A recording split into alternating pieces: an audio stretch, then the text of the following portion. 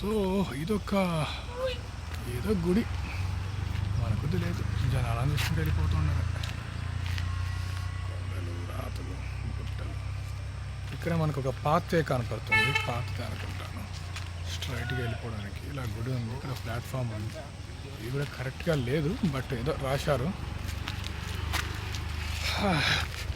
ఇవన్నీ పూజలకు నోచుకొని గుళ్ళే. ఇక్కడ దీన్ని మోనోలిథిక్ స్ట్రక్చర్ అన్నాడు. కడిలకేడు గట్ కేసు ఉంది. ద మోనోలిథిక్ కడలేడు గణేష.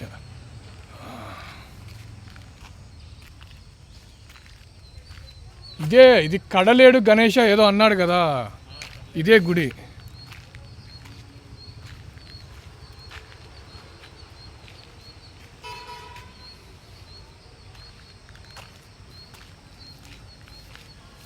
సూర్యుడు లేయాలన్నా వద్దా అన్నట్టు ఉన్నాడు.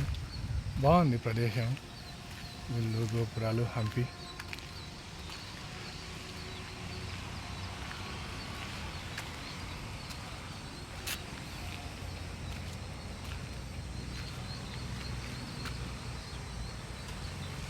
ఇది కడలేడు గణేష ఇదేదో పెట్టారు.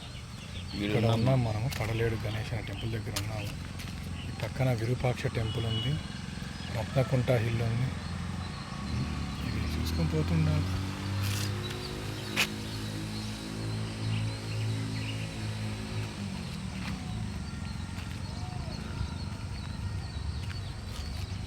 ఇంకో 100, 150, ఇంకో 300, 400 ఇవన్నీ నిదానంగా కూలిపోతూ ఉంటాయి.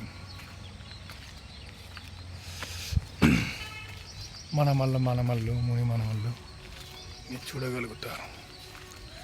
ఇక మనకు చెక్కతో స్టెప్స్ పెట్టారు. ఓకే,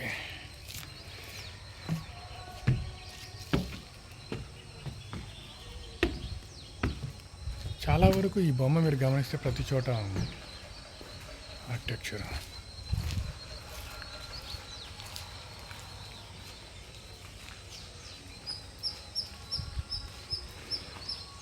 కోతులు,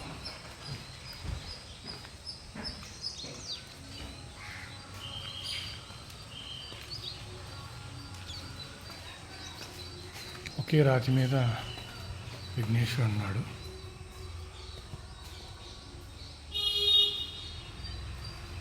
అది ఇక్కడ మీకు నీట్గా కనపడుతుంది. గణేశుడు పూజలు ఏమి అందుకోవట్లేదు, బట్ గణేశుడు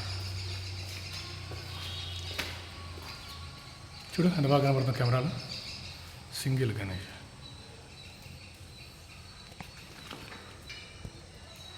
వినాయకుని విగ్రహం చాలా పెద్దగానే ఉంది.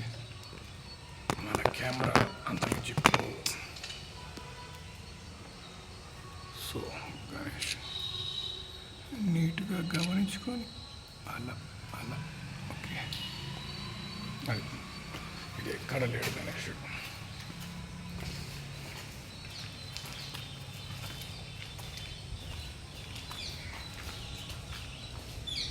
స్ట్రైట్ లైన్లో లేవు, ఎత్తు తగ్గులైతే ఉన్నాయి పైన. Okay fine, we have to travel some more.